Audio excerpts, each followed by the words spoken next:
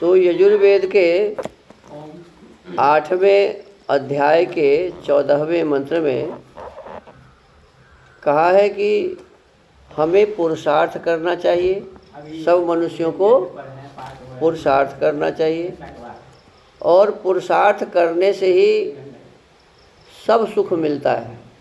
विद्या की प्राप्ति भी पुरुषार्थ से ही होता है। तो कहते हैं पुरुषार्थ करके विद्या का संपादन करें, अर्थात विद्या प्राप्त करें। और फिर कहते हैं कि विधि पूर्वक अन्न और जल का सेवन करें। देखो, जल पीने का भी नियम है। जल पीने का भी क्या है जी? नियम।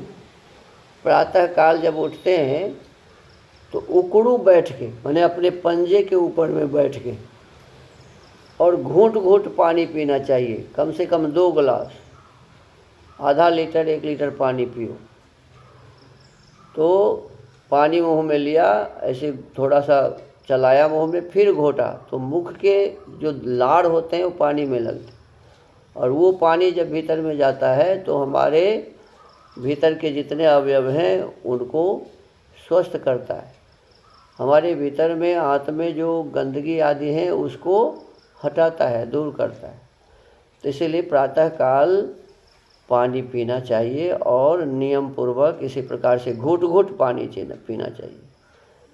फिर पानी पीने का दूसरा नियम है कि भोजन जब हम करते हैं, चाहे जब भी भोजन करो, तो देख लीजिए भोजन करने से आधा घंटा 40 मिनट पहले पानी पीना चाहिए।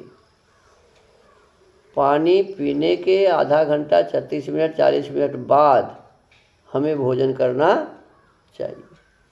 और भोजन के बीच में पानी नहीं पीना चाहिए। यदि अन्न अटक जाता है मान लो कंठ में, तो 1 घूंट पानी हम ले सकते हैं उसको भीतर ले जाने के लिए, बस इतना ही आदेश। और अंतिम ग्रास के बाद तो पानी पीना ही नहीं। जो कहते हैं कि भोजनांते विषम वारी, जल जो है कि भोजन के अंत में पीने से विष बन जाता है। जैसे हम लोग विष खाते हैं ना, विष खा के मर जाता है व्यक्ति, तो यदि भोजन के अंत में हम पानी पीते हैं तो वो विष बन के हमारे शरीर को नष्ट कर देता है। इसीलिए भोजन के अंत में पानी नहीं पीना चाहिए। फिर कहा भोजन के जब 40 मिनट हो जाए, 1 घंटा हो जाए, तो 1 घंटा के बाद पानी पियो, छक के 2 गिलास 3 गिलास जितना पी सके। और इसी प्रकार से जब जब प्यास लगे, या नहीं भी प्यास लगे तो 2-3 घंटे के बाद तो 1 गिलास पानी पी ही लेना चाहिए। भर दिन में 4 से 5 लीटर पानी पीने का विधान है। पानी जितना आप पिएंगे आप उतने ही स्वस्थ रहेंगे। अब बहुतों बच्चों को मैं देखता हूँ कि भोजन किया, इसके बाद फिर भोजन करता है बीच में पानी, तो ऐसे बच्चों को कभी वो अन्न कैसे पचेगा। प्रातरस आप लोग करते हैं, हम देखते रहते हैं। जब हम बोलते हैं कि भाई पानी पियो तब तो पीता है, और नहीं बोलते हैं तो फिर भोजने में भोजन खाता है, पानी बीच में पीता ही नहीं। तो ऐसे करने से आपके शरीर स्वस्थ नहीं रहेगा। स्वयं ये भावना बनानी चाहिए कि मुझे 2 घंटे 1 घंटे 2 घंटे 3 घंटे पर 1 गिलास पानी पी लेना चाहिए। प्रतिदिन 4-5 लीटर पानी हम भर दिन में पिए, ये नियम बनाना चाहिए। तो ये पानी पीने का नियम है। ऐसे ही अन्न खाने का भी नियम है। जितना भूख है उस भूख से थोड़ा कम खाओ। लिखा हुआ है कि मान लो हमारे पेट में जगह है 4 रोटी का, तो 2 रोटी खाओ, और 1 भाग जो है 1 रोटी के बराबर पानी के लिए जगह छोड़ो, पानी जो पियोगे, और 1 भाग तो हमेशा खाली रहना चाहिए 4 भाग में। क्यों? कि पेट से गैस बनता है जब हम अन्न आदि खाते हैं, तो गैस को रहने के लिए तो जगह होना चाहिए। जब लोग खूब ठस के खा लेता है तो जगह ही नहीं है, तो गैस या तो ऊपर से निकलेगा, या माथे पर चढ़ेगा, या पैर में जाएगा, या हाथ में जाएगा, या पीठ में जा कर के दर्द करना शुरू हो जाता है। दर्द कहीं भी कर रहा है तो किसके कारण? गैस के कारण, वायु के कारण।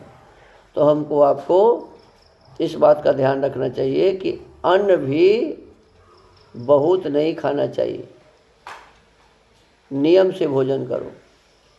और एक डॉक्टर तो बता रहे थे कि प्रातः काल के समय में 12 बजे तक तो अन्न खाना ही नहीं चाहिए, फल आदि खा के रहो, रस पी के रहो।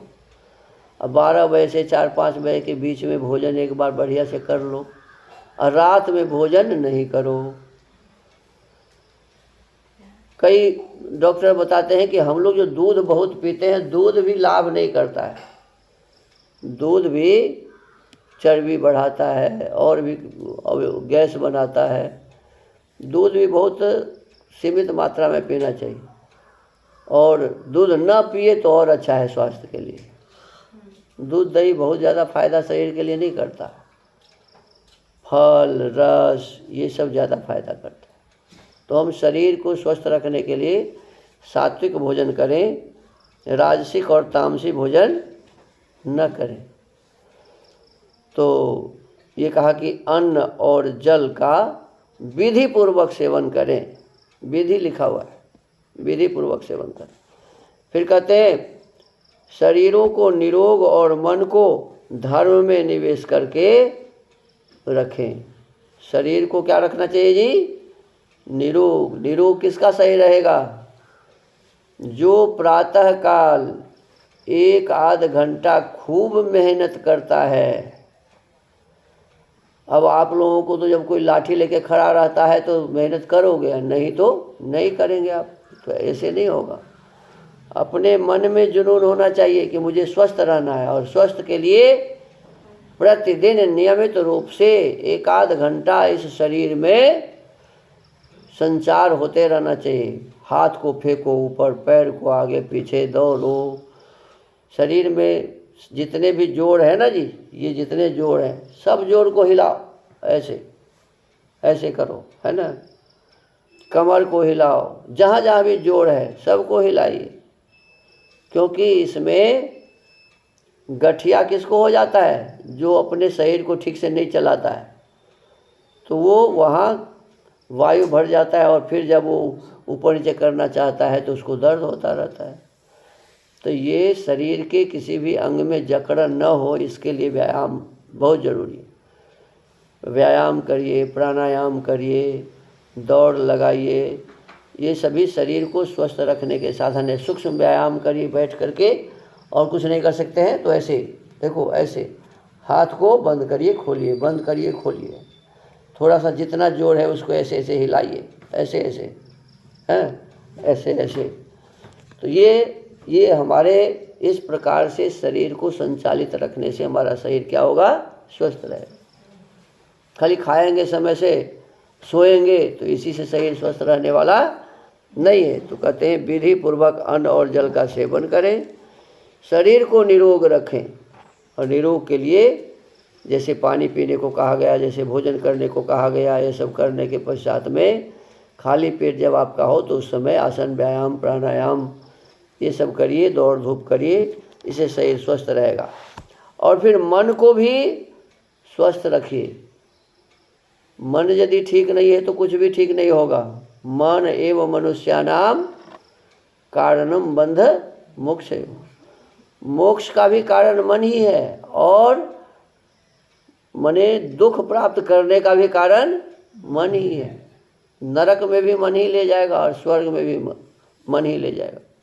तो इसलिए इस मन को शुद्ध रखिए, पवित्र रखिए। और मन शुद्ध होता है मन सत्येन शुद्ध, मन सत्य से शुद्ध होता है। सत्य व्यवहार जितना अधिक करेंगे आपका मन उतना ही शुद्ध और पवित्र होगा। और यदि सत्य व्यवहार अपने जीवन में नहीं रखेंगे तो मन कभी शुद्ध नहीं होगा। तो मन को शुद्ध रखिए। फिर इसमें कहा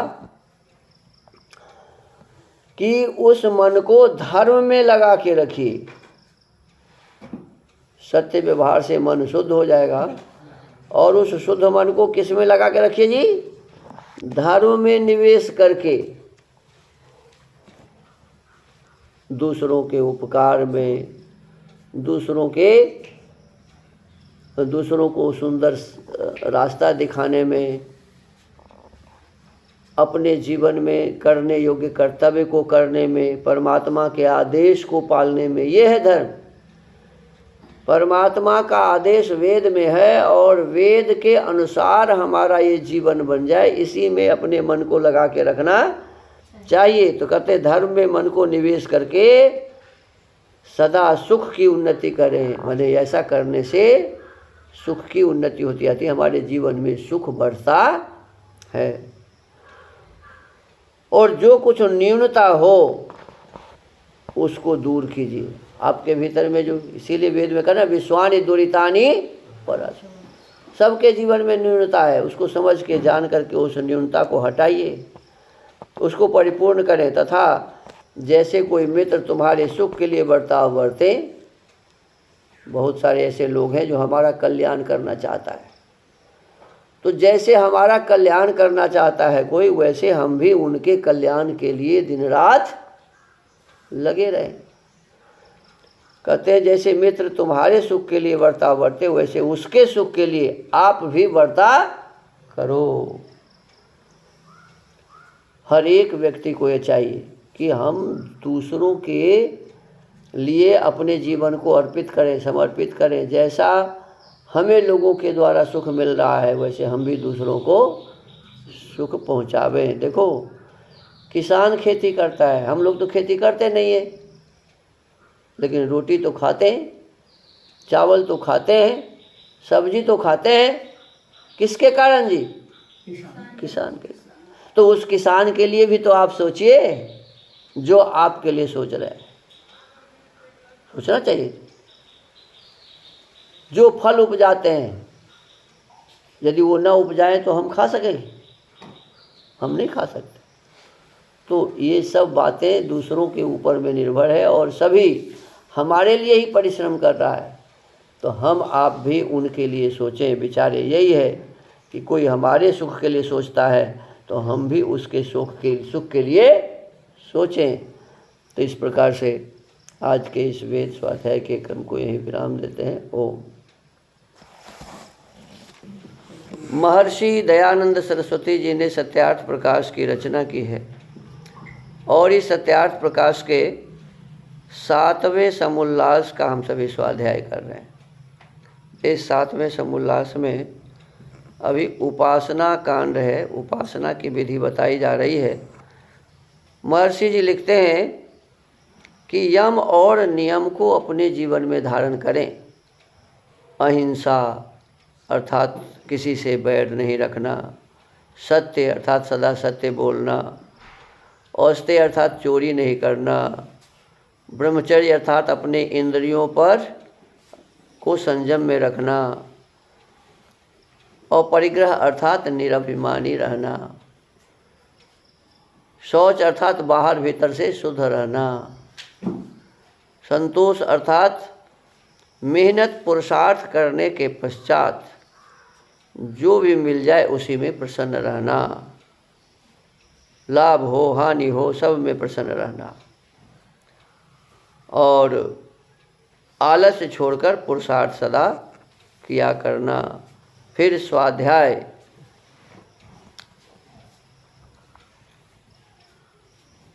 सदा दुख सुखों का सहन और धर्म ही का अनुष्ठान करे, अधर्म का नहीं। ये तप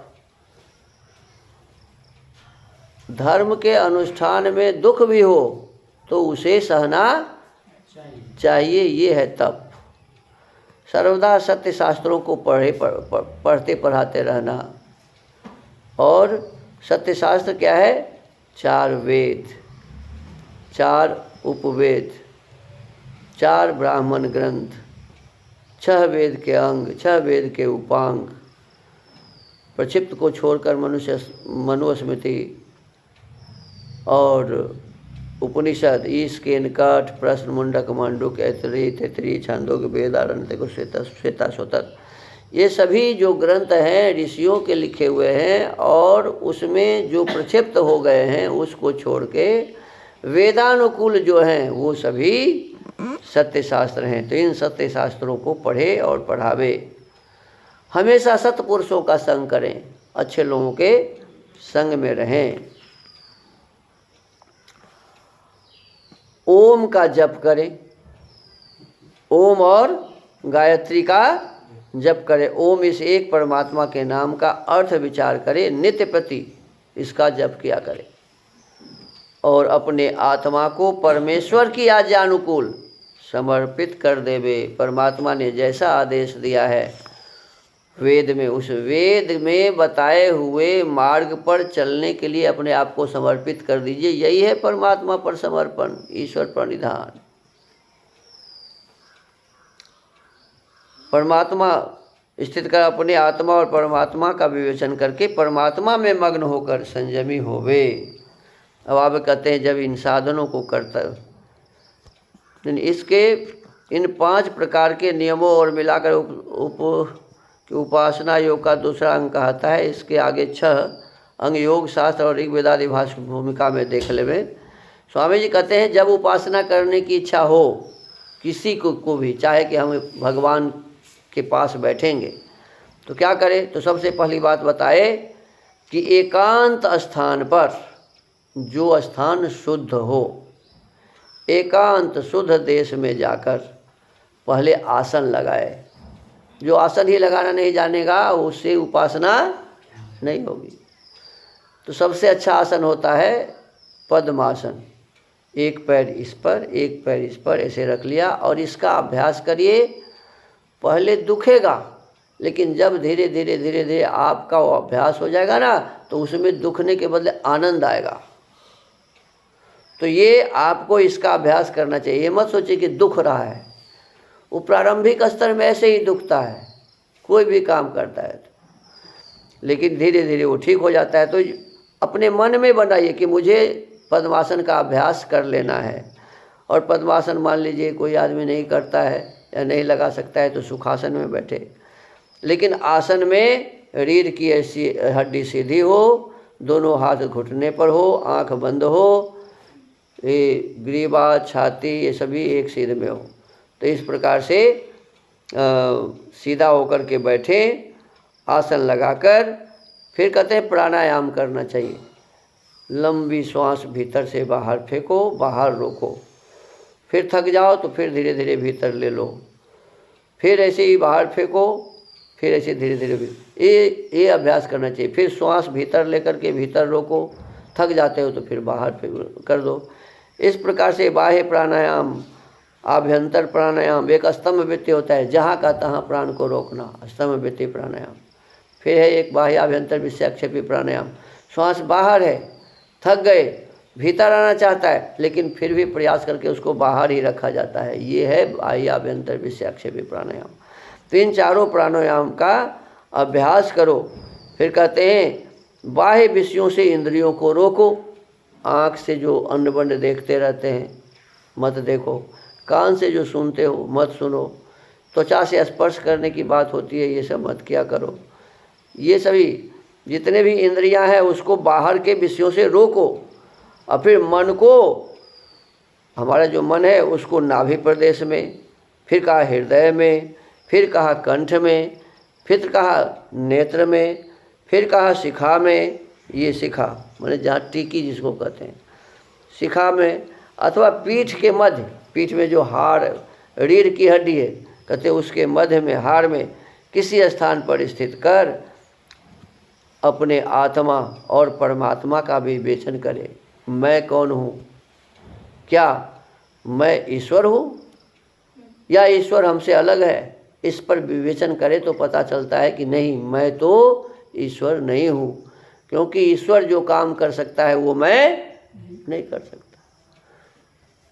ईश्वर के जो सामर्थ्य है उस सामर्थ्य के सामने तो मेरा कुछ भी सामर्थ्य नहीं है, तो फिर मैं ईश्वर कैसे हो सकता हूँ?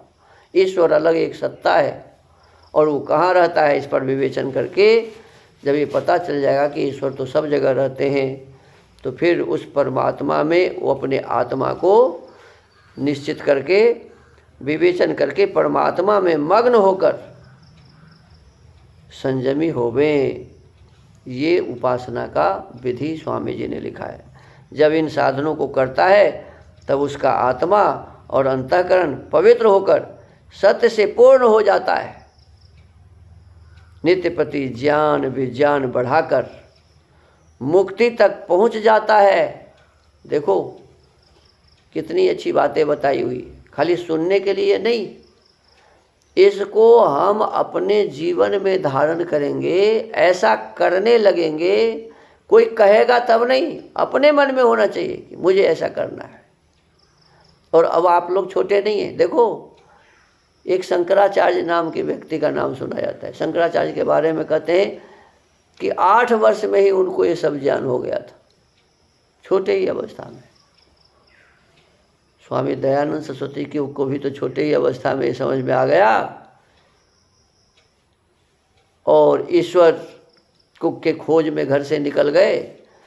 तो हमको आपको भी अभी से प्रयास करना चाहिए, कोई कहे न कहे, अपने भीतर में उत्साह होना चाहिए। नित्य प्रति ज्ञान विज्ञान बढ़ाकर मुक्ति तक पहुंच जाता है। जो 8 पहर में, 8 पहर माने एक पहर होता है 3 घंटे का, 8 त्रिक 24, 24 घंटे में कितने पहर हो गए? 24 घंटे में 8 पहर हुए, तो 3 घंटा हुआ ना एक पहर में। तो कहते हैं जो 8 पहर में एक घड़ी भर भी, एक घड़ी कहते हैं 24 मिनट को, एक घड़ी कितने कहते हैं जी? 24 मिनट। कहते हैं जो 8 पहर में एक घड़ी भर भी इस प्रकार ध्यान करता है, वह सदा उन्नति को प्राप्त होता जाता है। वह व्यक्ति जो प्रत्येक दिन कम से कम 24-25 मिनट, आधा घंटा भी बैठेगा, नियम पूर्वक परमात्मा में अपने आप को जैसा बताया वैसे लगाएगा, तो परमात्मा के तरफ से जो आनंद प्राप्त होगा, परमात्मा के तरफ से जो सामर्थ्य प्राप्त होगा, उस सामर्थ्य के कारण वह क्या करेगा? अपनी उन्नति सदा करता रहेगा। वहाँ सर्वज्ञादि गुणों के साथ परमेश्वर की उपासना करनी सगुण। परमात्मा सर्वज्ञ हैं, सब कुछ जानने वाले हैं, तो ये गुण उसमें है, इसीलिए वो हो गया सगुण। और द्वेष परमात्मा में नहीं है, रूप परमात्मा में नहीं है, रस परमात्मा में नहीं है, गंध परमात्मा में नहीं है, स्पर्श आदि गुणों से परमात्मा पृथक है। ऐसा मानकर जब परमात्मा का हम उपासना करते हैं तो इसी को कहते हैं निर्गुण उपासना। जो गुण परमेश्वर में है उस गुण को ध्यान में रख के वैसा ही बनने का हम प्रयास करते हैं, तो ये है सगुण उपासना। और जो गुण परमेश्वर में नहीं है वो गुण हम अपने भीतर में ही से भी हटा करके परमेश्वर की उपासना करते हैं, तो ये हो गया निर्गुण उपासना। तो कहते अति सूक्ष्म आत्मा के भीतर बाहर व्यापक परमेश्वर में। ये तो आत्मा ही बहुत सूक्ष्म है, अति सूक्ष्म का है, और उससे भी सूक्ष्म परमेश्वर है जो उसके भीतर बाहर सब जगह रहते हैं। अति सूक्ष्म आत्मा के भीतर बाहर व्यापक परमेश्वर दृढ़ स्थिति हो जाना निर्गुणोपासना कहती है। तो सगुण और निर्गुण उस परम ब्रह्म परमेश्वर की उपासना कम से कम 1 घड़ी भी हमें नित्य प्रति बड़े ही श्रद्धा के साथ करना चाहिए। यदि ऐसा करेंगे तो हमारे जीवन में सुख बढ़ता जाएगा, हमारी उन्नति होती जाएगी, और एक दिन हम मोक्ष के अधिकारी हो सकेंगे। तो इन्हीं शब्दों के साथ आज के इस स्वाध्याय के क्रम को यहीं विराम देते हैं। ओम।